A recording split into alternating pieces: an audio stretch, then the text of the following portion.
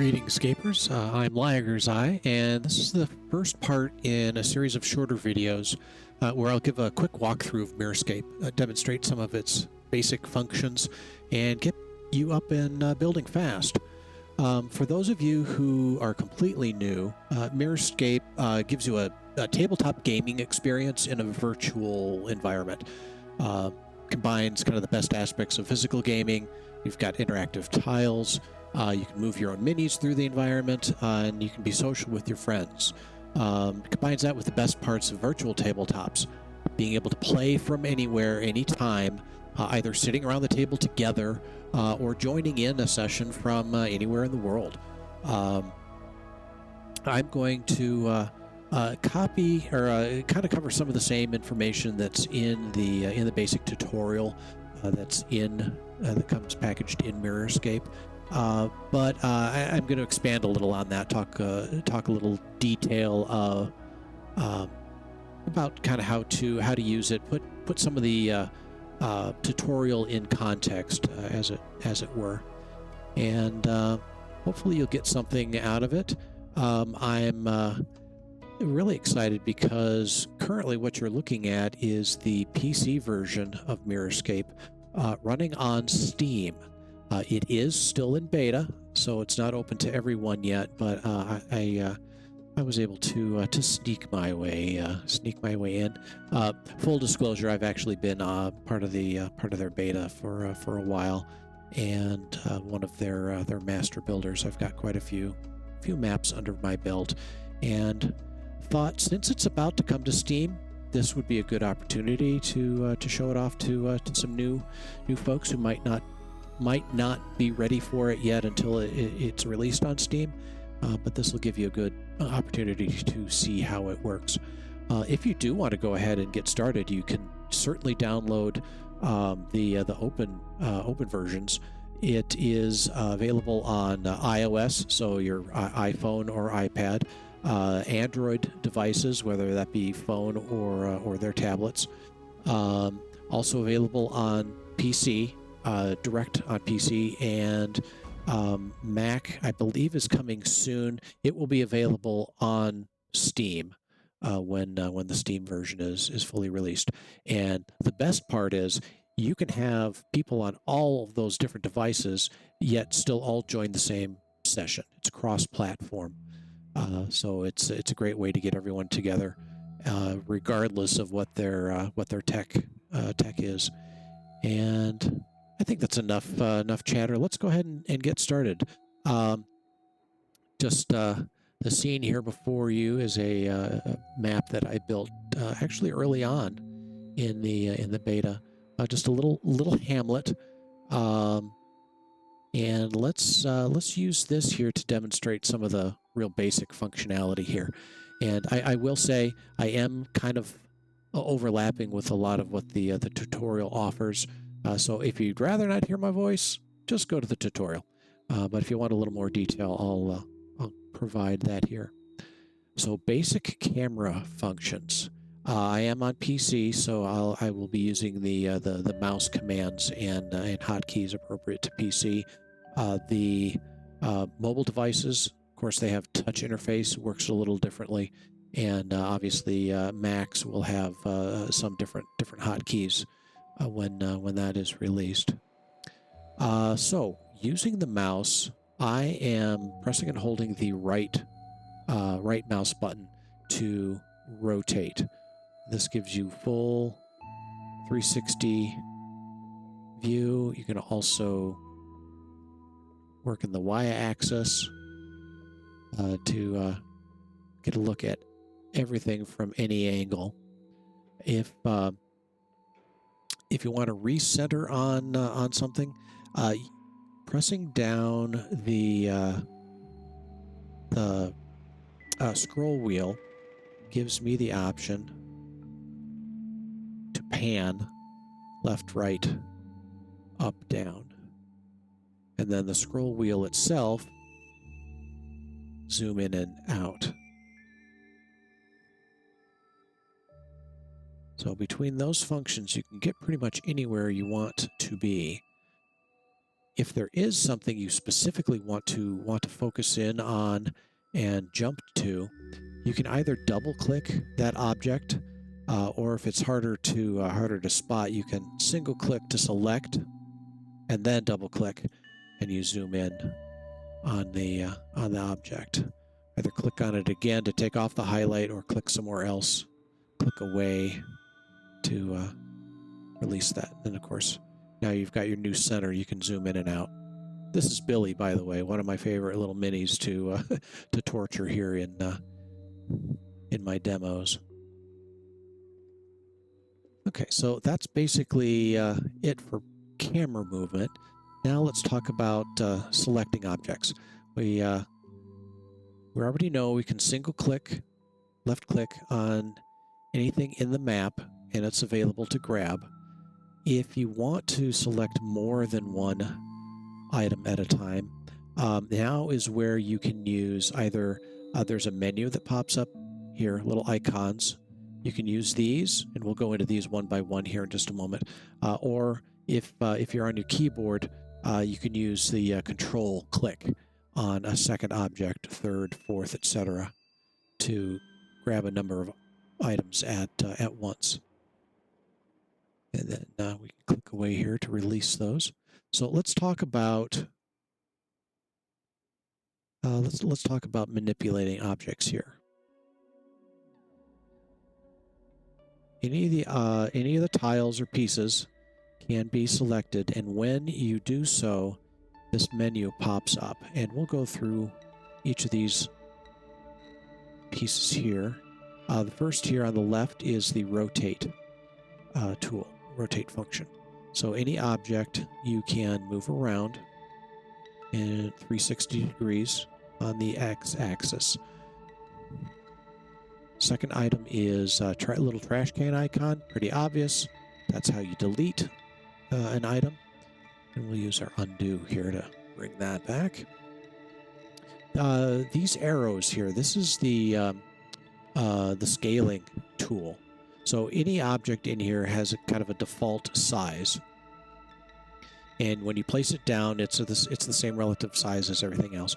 But if for one reason or another you need to resize an object, good example might be this rock. You want it to be larger, or a tree. You don't want a small tree in the center of town. You want a large tree. The scaling tool will let you move up and to the right to expand, and down and to the left to shrink. So we'll make this a large tree. Or we want to go the other way around.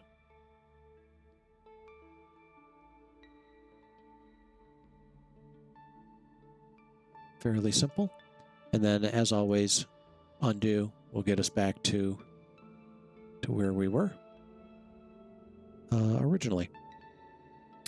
Okay, so continuing with the tree here. So we covered these three dots. This will open up another menu, or another list of icons here. Earlier, I had used Control click to select multiple objects without the hotkey. This is how you can do it strictly from the mouse. Select this grouping tool, and when active, you can select any number of objects. Now, all of these are connected now by being grouped. So now you can rotate everything at once if you're manipulating a larger portion of the build map here. Click away to deselect, and the next item is the duplicate tool.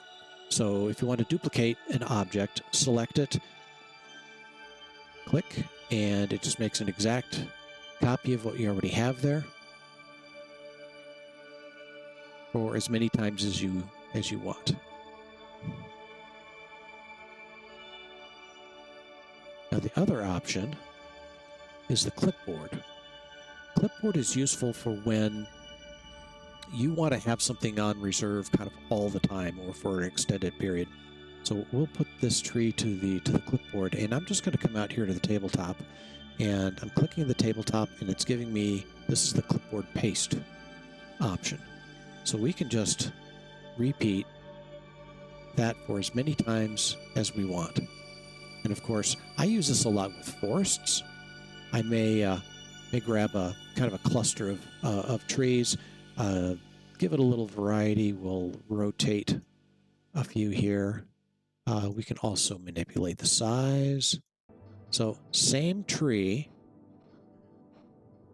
resized a couple different ways, rotated different angles. So even though it's a single object, you got quite a bit of variety here already.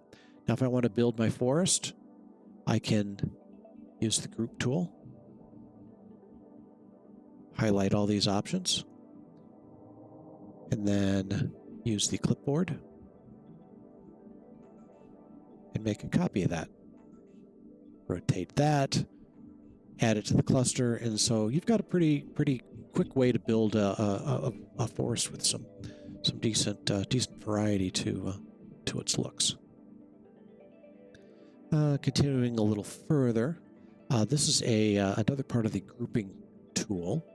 So we will get a couple of items together.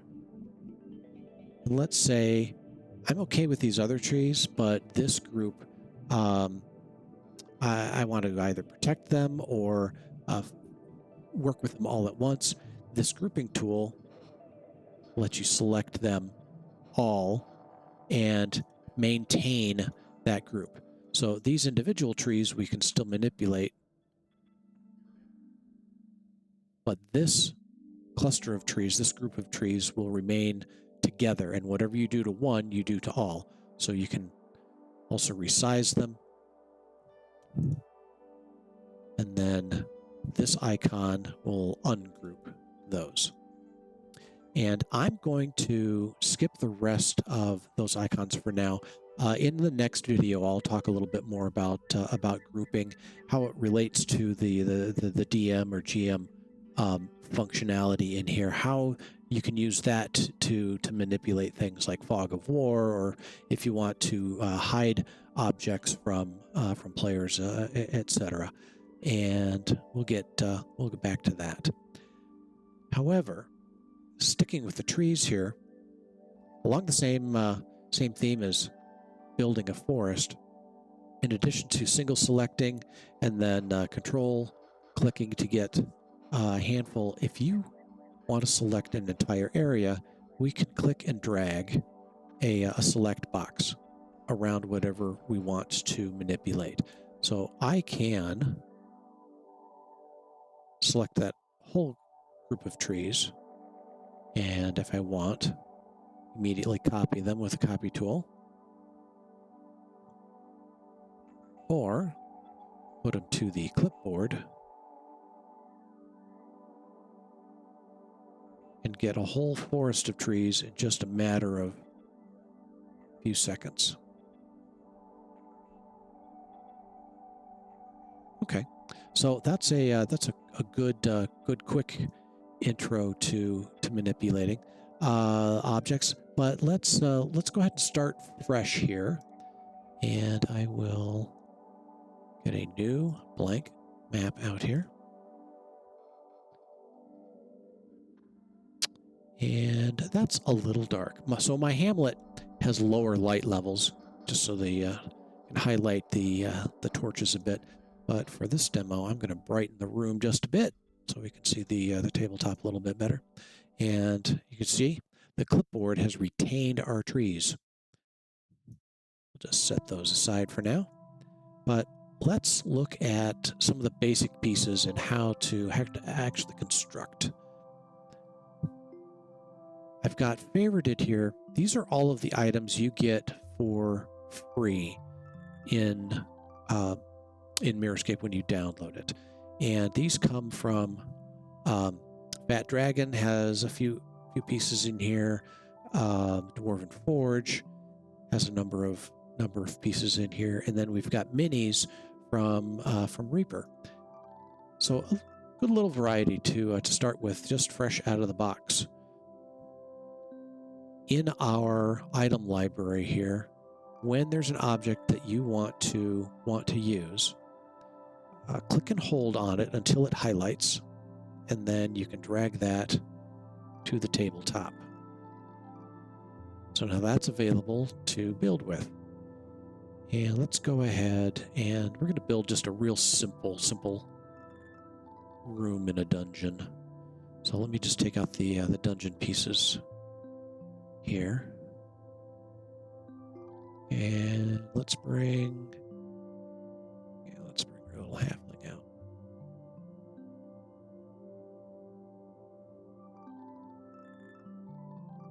Okay, so when we have our pieces, again we can rotate, we can size. I will note on the scaling tool, you'll notice the corner piece next to it highlights in green. That's how you know that they are the same size. So if you ever manipulate a piece and then go, oh no, wait, I need to scale that back, or I've got this one scaled up. What's the proper scaling for the corner now? The adjacent piece will highlight in green, so you know that they are again the same size. Get that back and get that back. I'll also note when you have a piece scaled up, if you want to continue using it at that size, I recommend copying and pasting. You can use PC hotkey Control-C, Control-V to copy paste, along with obviously the menu options. Now, if you want this piece back in the original size, then you come back to your asset library and bring out a new piece. So let's put some of these together. Now, there's two ways we can go about this, and they are both useful, but in different scenarios. So our objects here, they will overlap. So if you need to make a slightly narrower wall, or for whatever reason you need to kind of manipulate the reality of these pieces, that is an option. They are not solid by any means, but it can get a bit tedious. Here we'll copy paste, dragging all of these together so that they're just right, fit together, and they're still just a little bit off. However, that's when our snap tool comes in. I'm going to turn snap on, and there's a couple levels of snap. There's kind of a strict snap and a loose snap. I'll leave it on loose snap just to give you an idea. Picture these pieces as now having, let's say, magnets kind of in the corners, that when they get near another piece, they will link up and align themselves. So now I am not overlapping like I had before, but now I can get perfect alignment. So I can add another piece, that snaps down, add another piece, snaps down, get the corner in there, click, and it goes right together. If you know you're going to be building like a large floor, so we've got these floor tiles, you can highlight a couple at a time and lay down a whole bunch at once.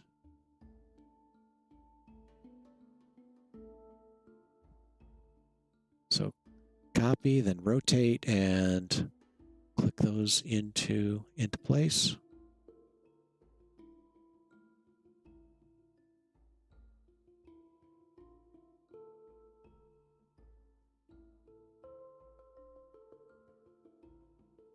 Okay, let's close this room off here. And I'm going to, well, just going to copy this whole side here and rotate this around. Got the corner on the wrong side. So we'll rotate that into place. Highlight and click. And now we've got really basic room. Of course, you can drop your mini in, and you're all set for your first adventure. I will say, since I've got the pieces out here, obviously the walls are pretty solid, and we've got our doors. The door frames can be selected, as well as the individual door. So select the frame and then the door. Once you've got the door itself selected, it's on a hinge. So you can, if the story calls for the door to be ajar, you can select it, and it's ready to go in an open pattern.